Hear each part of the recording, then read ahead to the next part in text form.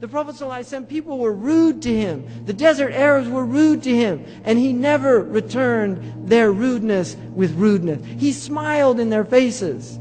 He returned their bad manners with good character. And this is what he taught us to do with people. And we have to, it's mujahada, we have to struggle.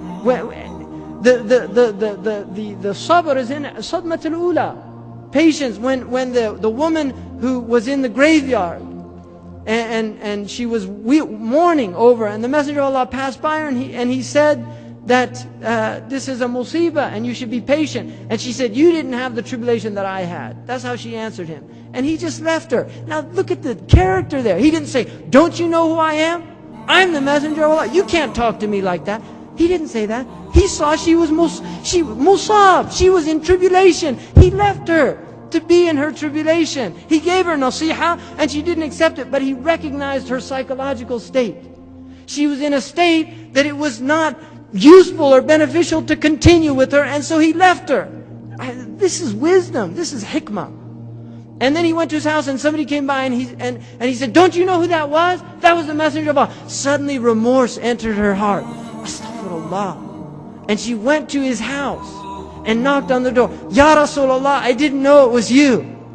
And the Messenger of Allah said, patience is in the first calamity, when the first thing hits. That's when, in other words, when the calamity hits, patience that Allah wants is at that point. That's the point. Allah does not want you to lose control.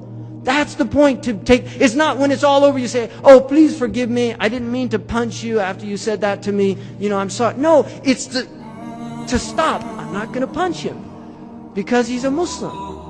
Right? I'm not going to do that. I'm not going to engage. I'm not. And that is mujahada. That is learning to suppress the nafs for the sake of Allah subhanahu wa ta'ala. Because we're here for Allah. We're not here for, and this is ikhlas. To do it for Allah's sake. Really, to do this for Allah's sake. To forgive your brother for Allah's sake. To forgive your sister for Allah's sake. Not for them. To do it for Allah subhanahu wa ta'ala. Really.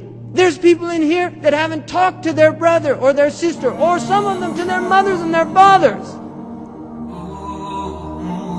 Don't be that person. Don't cut off your bloodship bonds. Don't be that person. Do it for the sake of Allah. And a man came to the Messenger of Allah. He said, Ya Rasulullah, asilu akhi wa yaqta'uni, u'tihi wa yamna'uni, uwasiluhu wa la yuwasiluhu. I give him, he withholds. I come to him, he cuts me off. What should I do? He said, that is silat al-rahm. That what you're doing is the right thing, and continue to do it even though he's cutting you off. That's Islam. That's Islam. And it's hard. Don't think this is an easy religion.